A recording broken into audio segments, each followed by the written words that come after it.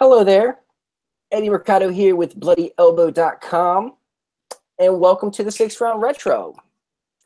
The date, December 7th, 2002.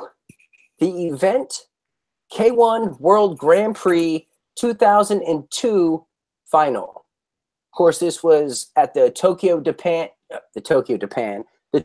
Dome in Japan.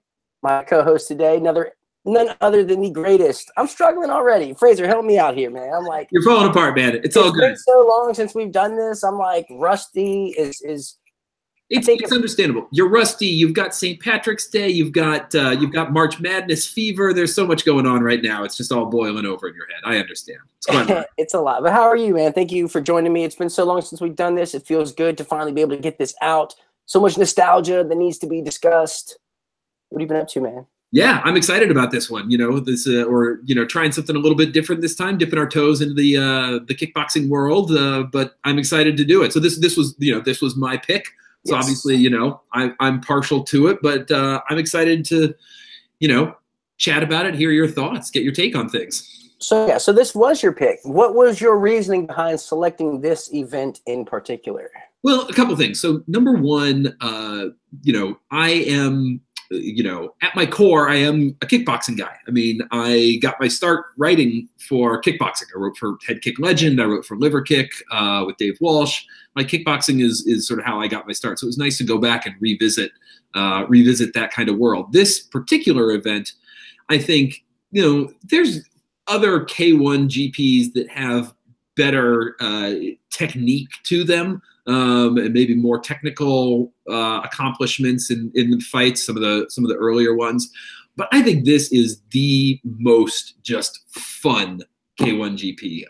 It's just a blast, and like there's so many exciting things in there.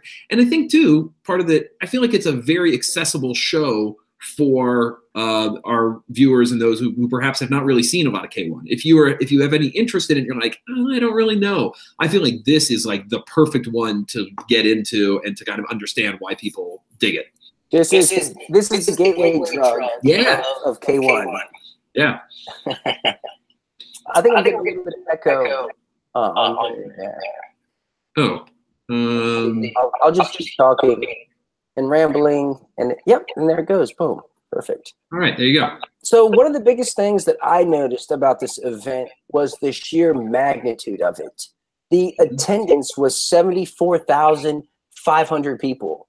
That's a lot of people stuffed in one place to watch one tiny ring with two dudes going at it. Like that's huge. It's so big that if you look at the top attendance records for the UFC, like they don't even come close. I think the biggest one was UFC 193, Ronda Rousey, Holly Holm in Melbourne, Australia. That was just over 56,000. And here we are with over 74,000 for this kickboxing bout in Japan. Like this was huge. It like didn't get any bigger than this. And like they delivered. The promotion delivered on the production value. Like you had these grand entrances, and they had the finalists come out on these like boom crane kind of elevator things. Like it was just so over the top, and kind of how we talk about Pride and how it was like a spectacle. It was a show on top of just being like this sporting event. This was like that. It was a big deal, and it felt like a big deal. And like when the camera zoomed out and pans the crowd, you're like, oh my God, that's a lot of people. Like it was crazy. It was crazy. It was big, and it felt big. You could tell that it was big. I know what you mean about the spectacle thing, and I thought that was interesting because, the last time we talked, we watched Pride 10, and like you said, you always, as MMA fans, we always talk about that spectacle of Pride and how big Pride was, Pride putting on a show, and it's true, they do. They put on a great show. This blew, from spectacle side, just blew it out of the water. It's like as much a spectacle of Pride is over the UFC, this is that much more than Pride. It's huge. And they've all got their music, and they've got their, their like entrances, and they've got the huge signs in the background, and they got pyro, and they've got guys coming in on cranes. I mean, it was insane. It's so big. Yeah, it was really cool. It was one of the greatest sporting events of all time. Yeah. I'll go ahead and say that. it delivered, and the fights delivered. Not only did the fights deliver, but it was comprised of the best heavyweight kickboxers in the world, like the most proven, the biggest names that some are still relevant today. Well, maybe just one, but we got Mark Hunt out there, the baby-faced Mark Hunt. Same body, but baby-faced Mark Hunt without the hair dye. It was awesome. Some of the greatest to have ever, some of the greatest to have ever done combat sports in general, like not just kickboxers, like crossover stars. It was huge. And man, yeah. I'm so glad you picked this because, I feel like the importance of this has really gotten lost in the weeds a bit. Like no one talks about this anymore. I mean, granted, it was a long time ago, but it was so grand and such a big deal that, I wish we had something similar today, and we really just don't. Yeah, I agree. And I do love the sort of grand scale of it. One of the things I really love about it, and it's fitting we're talking about this because we're recording this in the midst of March Madness times. So, the big tournament stuff going on right now. But one of the things I love about this is that tournament aspect. And we've talked about tournaments in the past with the UFC, the early UFC shows, but never like this. So the deal with K1 is that, every year they ended with this Grand Prix, this one Grand Prix tournament that was like all of their very best guys going in there and seeing, 8 guys one night, seeing who is the best. It's genius. It's such a great idea, and you do it every single year. And not only that, but the whole year led up to it. So there was a whole process where, like, if you were a finalist the year before, then you're in the field of 16, and you could also win these little regional tournaments to make it in. So there was like a whole system in place here that got people into the tournament. And then because it's Japan, then they could always just be like, yeah, and we're going to give that guy a slot just because we want to, which was, that's the norm. That's fine. Whatever. That's what they do. But, it made it feel like this whole real, sport where, you were vying for this very clear goal at the end to be the K1 Grand Prix champion of 2002. At the end of every year of K1, you knew who the best heavyweight kickboxer in the world was at that moment. And I mean, that's just crazy. You think about this kind of thing happening today. Like, imagine if every single year the UFC ended their season with, picking one weight class and having all 8 of the top ranked guys have a one-night tournament in that weight class. It'd be insane, and they do it, and they did it every year. It's crazy. And honestly, with the current status of the UFC's light heavyweight division, the champion Daniel Cormier heading off to fight Stipe at heavyweight. You got John Jones being John Jones. You got Anthony Johnson doing whatever he's doing. So, like, the division's in such shambles that why not do something like that? Why not put on a one-night tournament for your light heavyweights? That would be awesome. That's what the sport needs. Yeah.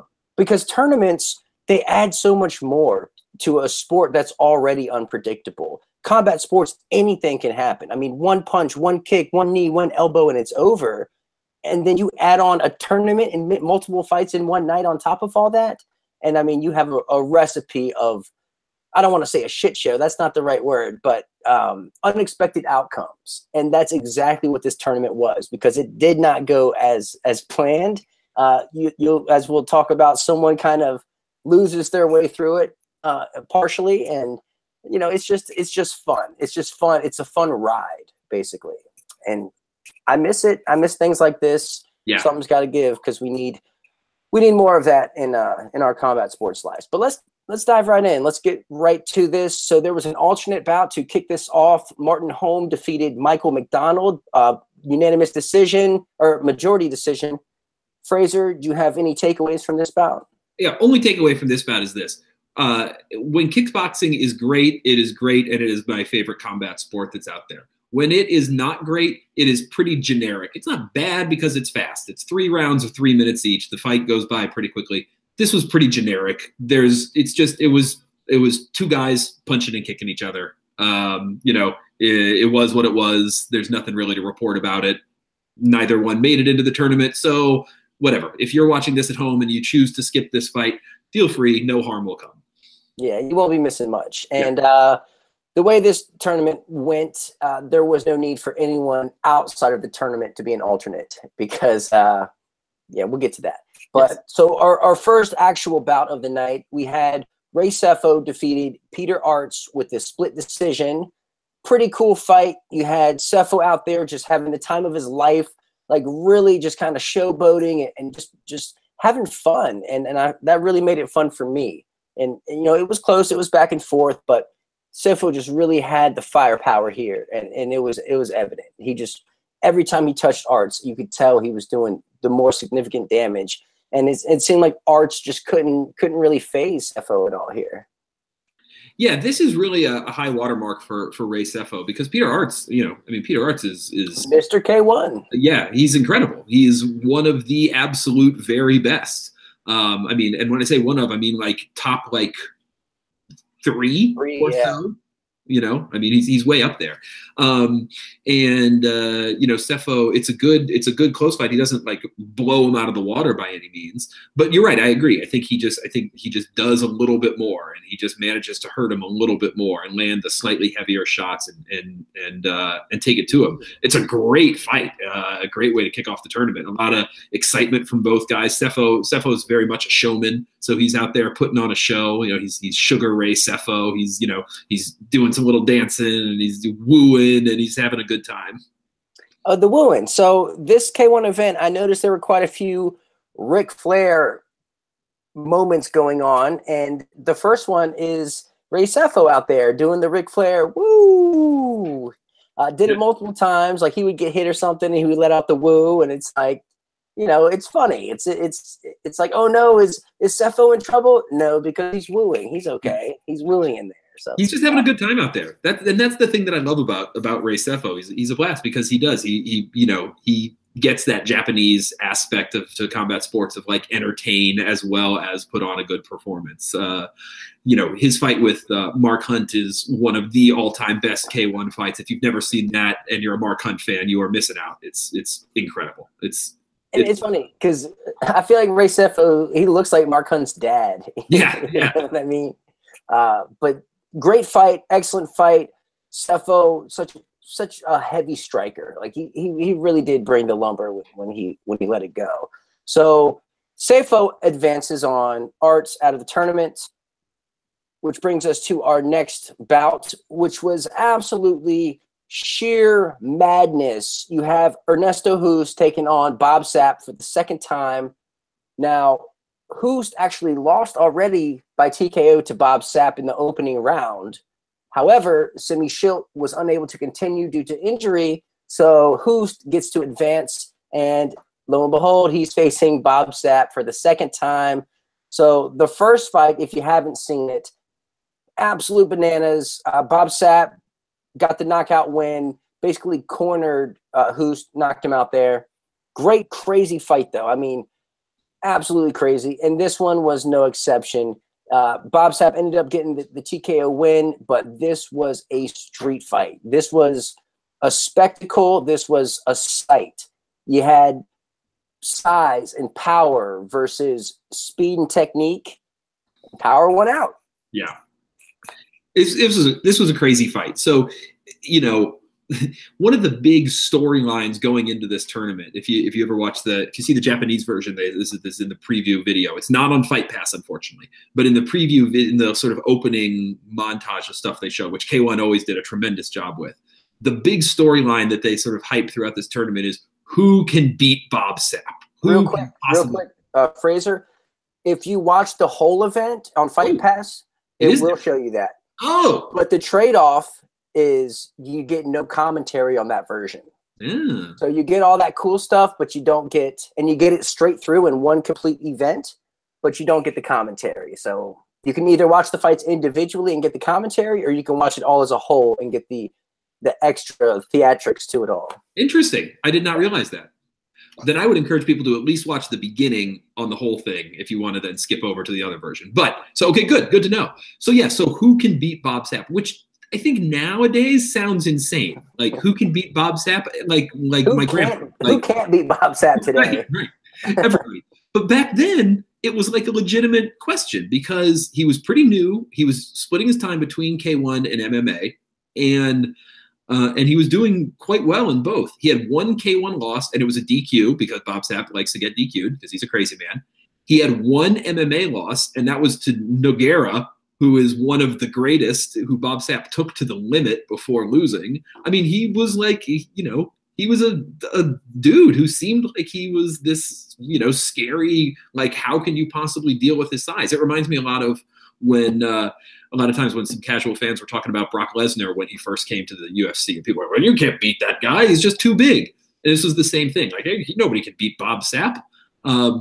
Again, it sounds insane to think about now, but you got to trust me on this. That is legitimately what a lot of people thought back then.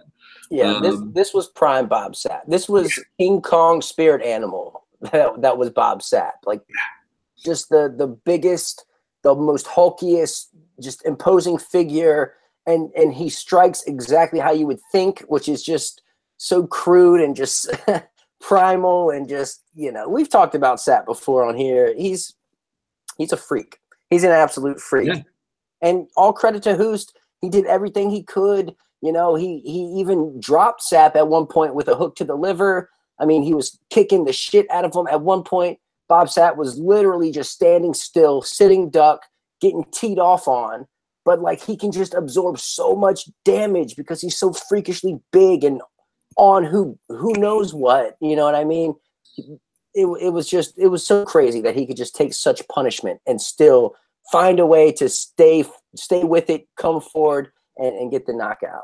That was. And again, I think you're right. You know, Hoost does drop him, and that, I think, speaks to the Bob Sapp that we had back then and the difference. Because nowadays, and for not nowadays, but for many years now, you know, he doesn't get up. I can't remember the last time he actually got off the mat in a fight, because, you know, as soon as he's dropped, he turtles up and he gives in. But back at this time, he actually did, you know, seem to want to win and would get back up. It's really the Crow Cop fight where Crow Cop smashes Sapp's orbital that ends this monstrous Sapp. That's where he felt real pain, and that was kind of the end of the line for this Sapp. But here, yeah, I mean, he doesn't have good technique. Let's be perfectly clear about that. But he's just a crazy man, and he's a crazy beast. And the result is a wild, wild fight. Technically terrible, but like one of my favorite K1 fights of all time. It's insane. It's just lunacy. It's great. It's like Ernesto Hoost fighting a mythical creature, honestly. Like a Minotaur. He might as well be fighting a Minotaur. Yeah. That's how insane this matchup is. Or any Bob Sapp matchup at that time. Like, it was still at a point where where size mattered that much. Because this is super heavyweight. This isn't like, you know, you have to make this certain weight class. Like, Sapp was well over 300 pounds for this bout. And Hoost nowhere close to that. So just the sheer freak showness of this fight is worth watching alone. But it ends kind of like the first. Sapp gets him in the corner and starts flurrying on Hoost. And, you know, not as many clean shots landed as the first fight, but it was enough for the referee to step in. Somewhat of an early stoppage, but, like, you know, whatever. I'm not mad at it. There is most definitely some dubiousness out there, some questions out there about Sapp's ability to actually legitimately have beaten Ernesto Hoost. You know, he holds 2 wins over him. There's, you know, it's Japan. We've talked about it before. There's always a question of some shadiness going on. Did the referee step in a little early? People have said maybe that the fight is just a straight up fix. I don't see that, because Hoost does drop him. I mean, Hoost very easily could have won that fight, but if Sapp just didn't get up from that liver punch. So, like, I feel like Hoost is going a little too much if he's planning to actually legitimately throw the fight. But does the referee perhaps, you know, give a little bit of an extra nudge to Sapp? Yeah. I mean, that would get more blatant later in Sapp's career, especially his fight with Chemo, which is ridiculous. But I think there's probably a little bit of extra help in getting him to finish the fight early. Yeah, it definitely seemed that way. But I don't know if I can't say that the fighters had any kind of fix going on in this fight. Referee, sure, I'm with that. But just watching Sapp get pummeled and just standing still and taking full-on flush shots from Hoost was just crazy. And the fact that he even took those is even more crazy. And, man, it's such a, you know, what would happen if the greatest technical striker face the biggest beast you could find. This was that. And we saw it twice, you know, like, man, we will not get this again. We're not going to get this again. No, and you're right, and that's the interesting thing about this fight is that it is such a like classic, like it is like it's what kind of like the Gracies started the UFC about. It's like, what is the technique, you know, the technique versus the power. And here, because you know, Ernesto Hoost, he's nicknamed Mr. Perfect. His technique is like flawless. He is, you know, many people would say he is the best heavyweight kickboxer of all time, period. And, you know, he does everything just right, and he's doing it really well here. But the technique, it's just not enough against that just giant brick wall. So it's interesting. It's sort of like the anti-outcome of UFC 1, where Royce proved, nope, wrong. Technique is enough. And here, Sapp says, nah, sometimes I can just Hulk smash you. In a way, it kind of makes a great argument for jiu-jitsu. Yeah, you know?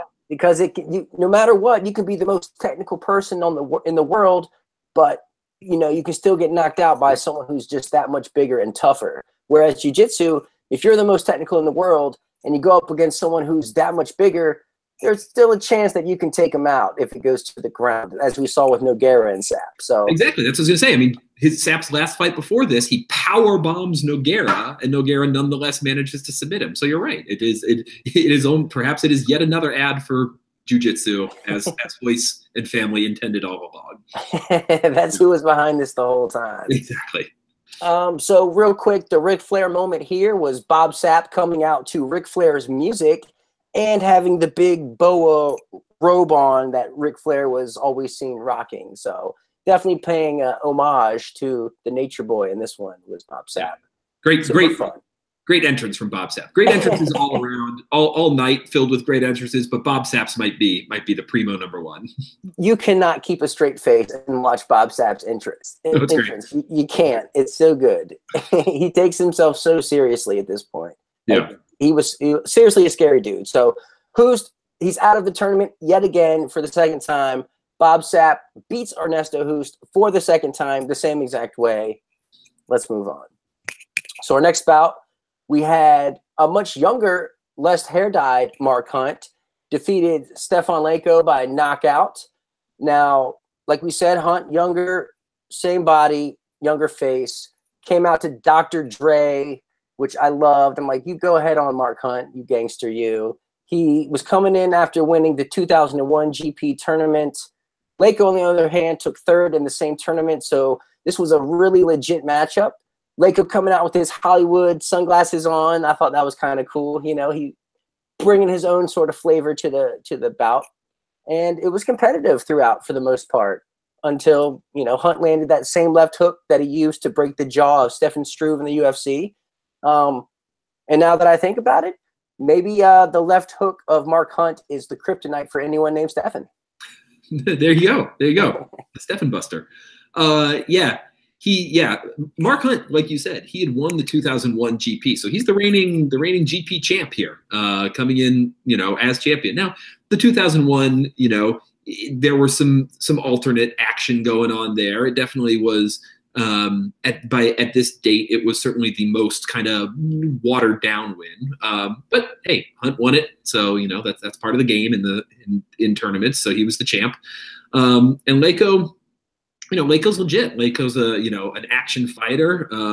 Not a guy who ever quite made it to that very highest level, but like the very, very highest level, but just, you know, teeny notch below that highest level. You know, he brings the action, and this is a good, exciting fight. A very Mark Hunt kind of fight. Very, very Mark Hunt. So the Ric Flair moment here, when Mark Hunt drops Stefan Leko, he sits up and he signals to his corner that he's okay. He stands up and walks to his corner and then does the Ric Flair flop where he just falls back down. And that's when the fight was over. So Leko did a real life Ric Flair flop. Hilarious. If you ever seen Ric Flair's flop, it's the very best. Second to none. Way better than anything Fabricio Verdum has ever done. Like legit the best. So that was a little kind of funny side note. But that also caused Leko to get eliminated from the tournament. So Mark Hunt moves on. Leko, he's out. Which brings us to Jerome LeBanner versus Mr. I get a bye in the first round, Musashi. What was your takeaway from Musashi getting the bye here? Yeah, well, I mean, Japan, I mean, what else need to be said? Musashi's a guy, he's one of the great beneficiaries of the sort of hometown cooking. He K1 desperately wanted a real, Japanese star, and Musashi was going to be their guy. And come hell or high water, they were going to make Musashi that guy. And it never happened. But he's, they give him a lot of opportunities to make it in there. And then this is a perfect example of it, of just sort of saying, let's just zoom him right along here. They don't do him favors though by pairing him with Jerome LeBanner. That does not help his cause, because this is LeBanner at his absolute best. Yeah, bless Musashi's heart, man. He really did try, but LeBanner just hit way too hard for him, like way too hard, and too much forward pressure. Like it was honestly only a matter of time. Like you felt it. Like this dude's getting knocked out any second. Almost happened there at the end of the first round, but Musashi gutted it out. Comes out in the second, but it's just more of the same. The juggernaut style of LeBanner, way too much, overbearing, and Musashi got knocked out as his corner throws in the towel. Remember when corners cared about their fighters and threw in towels? Yep, yeah, it's true, and he just gets overpowered. LeBanner is in it to win it here, and he comes out like just focused and serious, and you can see it on his face, and he's not playing around, and he's throwing bombs, and LeBanner's an interesting one because he does throw those bombs and stuff like that, but he's more technical than you think. He's not just like some sort of crazy headhunter by any means. He's a very good technical fighter who's also capable of throwing down and having those, wild, crazy fights. Usually his fights devolve into those wild, crazy things, but he's got the technique to back it up. I always felt like LeBanner had a bit of Bob Sapp in him. You know what I mean? The way he pressed forward and kind of just threw these awkward. His punches, they were technical, but sometimes they just looked really Bob Sappish with the way he would like hunch his shoulders and kind of throw these straight punches. Yeah. It just gave me a real Bob Sapp feel sometimes. Not always, but sometimes. So LeBanner gets the easy win here. He moves on to face Mark Hunt. Cool fight, though. Musashi kind of got what he deserved for getting the bye. Sure. I will say the end of it. I think the highlight of this fight, maybe not, but one of the most memorable things in this fight is actually the ending when the fight's over and fight's done, and the camera sort of follows Musashi as he's being carried back to the back. He's got his arms over his trainers and he's being carried back, and he's yelling in Japanese, and like very, you can see that he's very emotional. And actually, what if you translate what he's actually yelling there is like, I could have won. I should still be in the fight. I could have done it. And like, it is this real, it's this real, like, I mean, it's like real, it's like coming from his heart. It is this very sort of like that kind of Japanese Bushido thing going on there, where he really is like, even though he was getting his butt kicked and, it's like, there was that sense of like, no, like, let me die out there. Like I gotta continue to defend the honor. It's I give Musashi a lot of crap because of the politics that were played, but I mean he wanted that. He wanted to be back out there. He did not want to be on his way carried to the back there. Yeah, he tried, man. He really did the best he could, but completely outclassed, outgunned. Had no business in there, to be quite frank. Yeah. Just didn't. Okay, so this. So good old Bobby Sapp, right? He took so much damage again that Ernesto Hoost one more time loses his way through the tournament. Somehow Bob Sapp, I don't know. Broken hand. He broke his hand. Yes. Okay. And like that's going to stop you from continuing on, but okay. Bob Sapp broke his hand. He also did really absorb a ton of damage in that Hoost fight. And I'm so glad that they gave it to Hoost and not like an alternate. Yeah. I'm glad Hoost was the man chosen and the right man for the job as well. So Sapp unable to continue. Hoost steps in to to face Ray Sefo here, and this fight it's just crazy. Okay, so Hoost TKO's Ray Sefo via checking a leg kick, an injury TKO here. Like, how lucky can you get? You lose your way up until this point, and then you win by checking a kick. Like, the cards are in your favor. You know, you have the combat gods are staring down on you at this point. You know, just what a crazy way for the tournament run of Ernesto Hoost to keep going. Like, absolutely bananas. Just bananas. It is pretty wild. It's worth noting, like you said, again, he lost to Sapp 2 times. Ernesto Hoost stepping into the semifinals. Ernesto Hoost's record in the 2002 K1 GP is 0-2, and here he is in the semifinals. So it's a little wacky. But yeah, I mean, the Sefo fight, it's super short. It's less than 2 minutes, so there's really not much to it other than the fight-ending injury.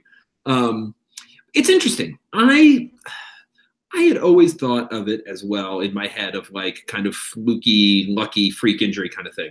But it's interesting, when I was rewatching it this time, I really paid a lot of attention to it. And it certainly is a little fluky, but it's not, it's not just like some random, like Sefo steps wrong and blows out his ankle or something like that. Like Hoost breaks Sefo's shin. Like it's Hoost that does it, because he checks the kick perfectly. He doesn't just lift the leg to check the kick. He lifts the leg and he tilts the knee out just a little bit, which is a Muay Thai technique. Lift up and just out a little bit.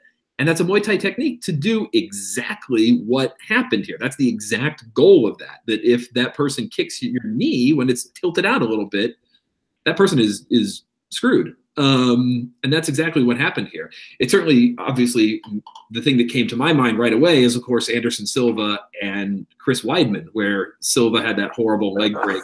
Like the saddest thing that I've ever seen. Weidman afterwards, I remember talking, they had him and Longo had some name for that. What was it? They said they had planned for it, like the Destructor or something like that. They came up with some silly name that they had said, like, we knew going into that fight that's how we were going to win it. And you're like, no, you did not. You did not. Let's not talk about that. But again, it is a legitimate technique. It takes things lining up just right for it to happen. But it would be a little bit unfair to Hoost and to his perfect technique to just deride it as, a complete freak accident. Yeah, this was not an accident. This was a deliberate checking of a kick, and that's what happens sometimes when you check kicks, as we've seen since then. Yeah. At the time, though, it might have been one of the very first that I can think of going back.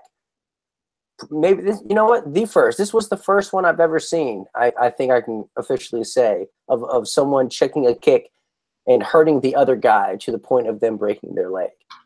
Like, definitely shitty. Like, that's no way anyone wants to go out, especially someone as tough as Ray Sefo, who just fought Arts and took everything he had seemingly just fine, and then here he comes and kicks Hoost maybe once or twice, and boom, breaks his leg.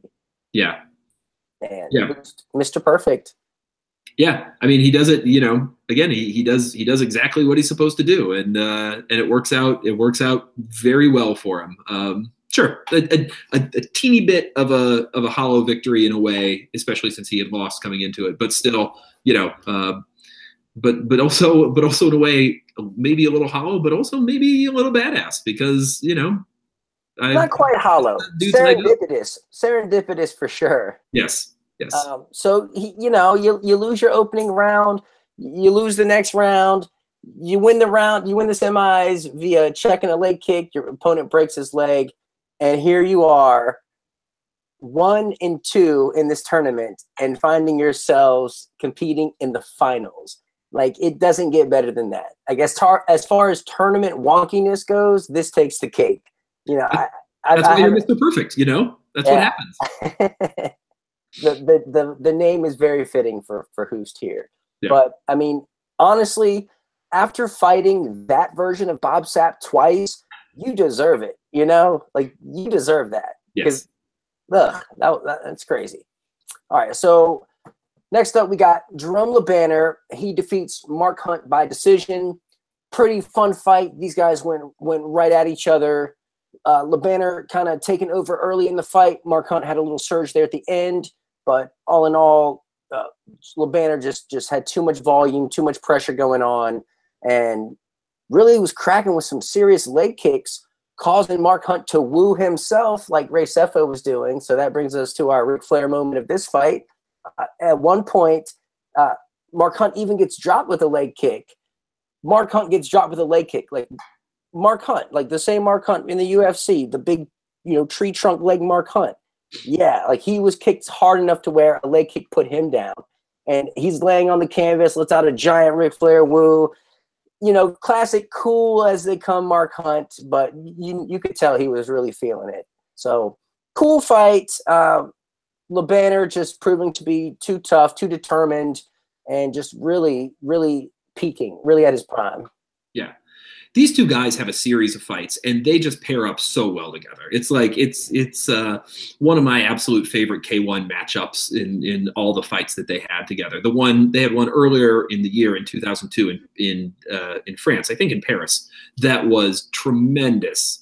It's just one of those styles make fights. Like this is just one of those style matchups that's great. They're both just that right amount of technical / brawly / aggressive / just like angry and like ready to smash the other guy, that they just complement each other perfectly every single time that they're in there. And this one, it's a really good fight. It's an example of what I was saying before, that in the end, LeBanner does have that kind of technique. You're not seeing Bob Sapp out there dropping people with leg kicks. LeBanner's got the greater toolkit in his pocket that he can pull out when he needs to. And when you're going up against a Mark Hunt, then that's the time to say, you know what, I should rely a little bit more on my technical skills here.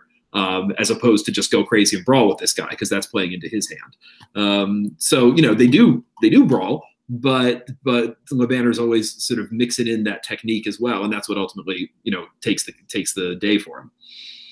Yeah, cool fight. Two guys who just tough and technical and big, and just a really, really technical fight between two huge behemoths. But not like you're saying, like not big to the point where they're like just untechnical big men going at it. Yeah, like right. These are cream of the crop, as good as it gets, heavyweights. So awesome fight, but it was LeBanner's night, so he gets to move on to the finals to take on Ernesto Hoost, Mr. Perfect, and they bring out these elevator booms to kind of parade their finalists to the ring with the instrumentals to "We Are the Champions" playing, like a huge spectacle, like completely like just silly in a lot of respects, but it's cool. Like they're elevating their fighters, and they're making it a big deal, and like ushering them through the crowd. Like it was cool. Like you don't see stuff like that anymore.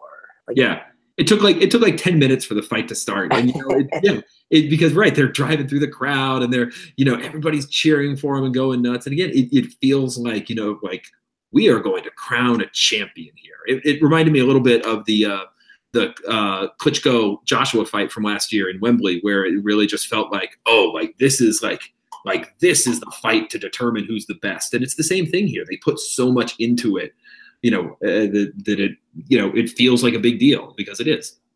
Yeah, and so the fight itself, it was a pretty close opening round. You had LeBanner with his pressure, each man kind of working their punches, but it seemed like LeBanner was landing the cleaner and harder shots, as Hoost was kind of trying to work his kicks, but they weren't quite working effectively there in the first. Round two comes, and Hoost definitely had a much better round. He found like this little rhythm of getting off a 1-2, landing the kick, and then tying up with LeBanner before he had a chance to return fire. So he had a really good round two. Round three comes, and really short into it, right after a tie-up, you see LeBanner starts wincing, and you're like, whoa, what's going on here? Like, did this happen in the clinch? Like, what's going on? And then, you know, for whatever reason, it might have been a kick or something like that, but LeBanner had to take a timeout, and he suffered a standing 8 count for it. It was like maybe a dislocated shoulder, or this guy was in some serious agony.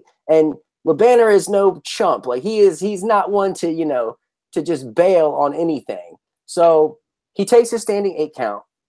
Fight starts again. First exchange, LeBanner turns away again. Another standing 8 count. And at this point, it's like, whoa, like this dude's seriously hurt. But being as tough as he is, LeBanner's like, I'm going to give this one more go. Comes right back out. Who says, oh, I got you. I see your arm hurting. Kicks him right in the arm, and LeBanner just drops, and the fight's over. Another injury win for Ernesto Hoost. Just like the check kick, this injury victory also earned. This isn't a fluke. This isn't like, oh, he hurt himself. Like, no, you got kicked repeatedly in your arm, and it popped out of place. So 37-year-old Ernesto Hoost wins the 2002 K1 Grand Prix. Like, WTF. Yeah, it's a crazy fight, and it's wild because, I mean, it's largely about the ending, but it is crazy. I mean, you know, so what ultimately happened there is, you know, it's a sort of time pass. We were able to figure it out that that's from, you know, sort of you know, checking kicks and things like that, and it's his forearm that gets broken, badly broken. LeBanner ultimately would have to have like rods put in it. What's that? Like he had a plate put in it or something. Yeah, exactly. And then, you know, obviously has fought the rest of his career with that. And, you know, and this is this like sort of key moment in the kind of legend of Jerome LeBanner, because LeBanner is, there's no even question about this, he is undeniably the best K1 fighter of all time to never win the GP. That's just fact.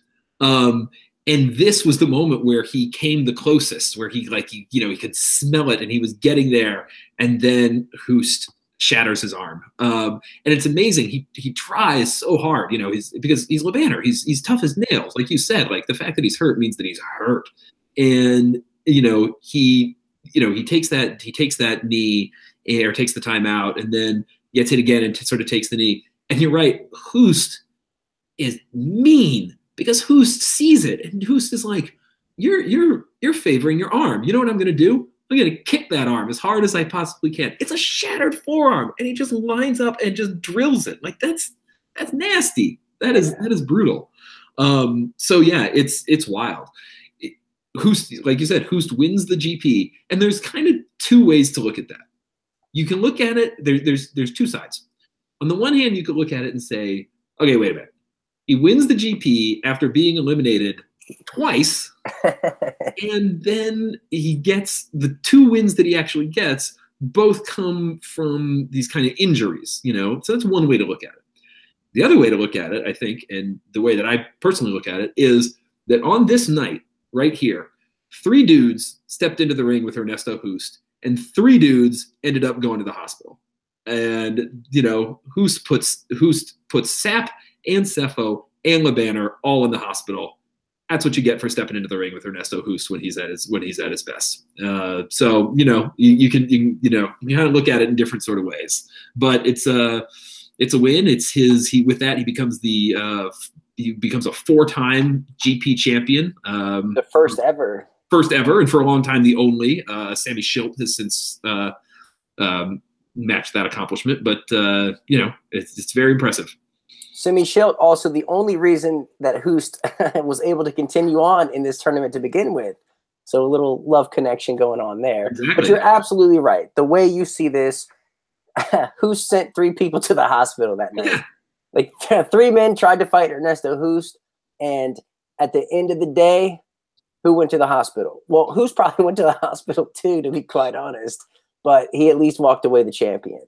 He walks away the champion. He gets the check. He gets the crown, and we get to see the little Ernesto Hoost dance, which is a real highlight of any Ernesto Hoost win. Is that not the best dance ever? It's so weird. It's right there with Anderson Silva's little guitar playing move. You know? Yeah, it's a very odd little dance, but I love it. One of the weirdest things. It's not weird, but I'm watching Ernesto Hoost fight, and I was watching some of his other fights, and I'm like, who does he remind me of? Like, I just can't, like, who in the world does Ernesto Hoost remind me of? Like, I know him somewhere. I shit you not. Look up NFL Hall of Famer Lawrence Taylor, LT, and it is Ernesto Hoost. You will literally geek out for 5 minutes straight once you see this. You need a side-by-side, but they are doppelgangers if I've ever seen one. So interesting. Just a funny little tidbit. But Ernesto Hoost, arguably the greatest kickboxer of all time, doing it again here, ultimately retired at 99 and 21. Like, what an insane kickboxing record that is. And he definitely earned this win. You know, fighting Bob Sapp, that Bob Sapp twice, that alone, in my opinion, gets you the win, you know. But then taking out Sefo the way he did, taking out LeBanner, like, man, all the respect in the world to Ernesto Hoost. Yeah. What a special person. Really special. And we don't have anything like that really anymore. Like, this sort of greats, this like land of the giants kind of thing. It combat sports really does feel watered down compared to this event. And that kind of makes me sad and kind of makes me want to have a time machine. But well, that's the thing, you know, when you say like the land of the giants, you're right. I mean, these guys, partly it's the presentation for sure, but partly it's also just sort of, you know, it's everything about it. Like, these guys just feel so much larger than life, you know, and not just Sapp, but like everybody in this tournament, they all feel like these sort of, you know, huge, major, like, you know, dramatic figures.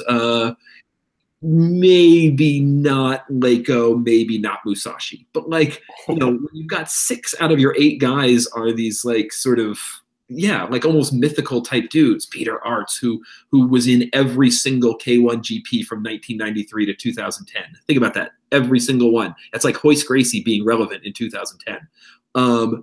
You know, Ernesto Hoost with his 4 titles, Bob Sapp with his craziness, Mark Hunt, Jerome LeBanner, Ray Sefo. I mean, like these dudes, they just are. There's something special about what's going on here, and it's really cool to see. And you're right. It's hard to quite capture that magic nowadays. You know, there's been a lot of words written on why, so we don't have to, you know, spend too much time on it here, because you could write entire books about that.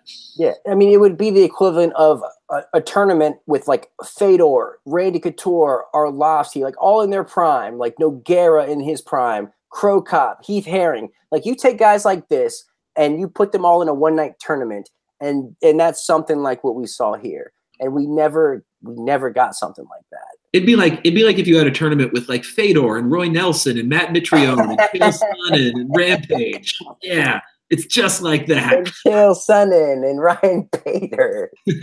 and really large Frank Mir. And then spread it out over months. Months, I tell you. Yeah. Oh, yes. Oh, wow. Then the fact that we get geeked out about that Bellator GP just tells us how far we have fallen. You know, that that's what we can hold on to, is like, ooh, Bellator GP. Like, that's, you know, that's the best we got in terms of sort of like this kind of like fun, larger than life epic feel.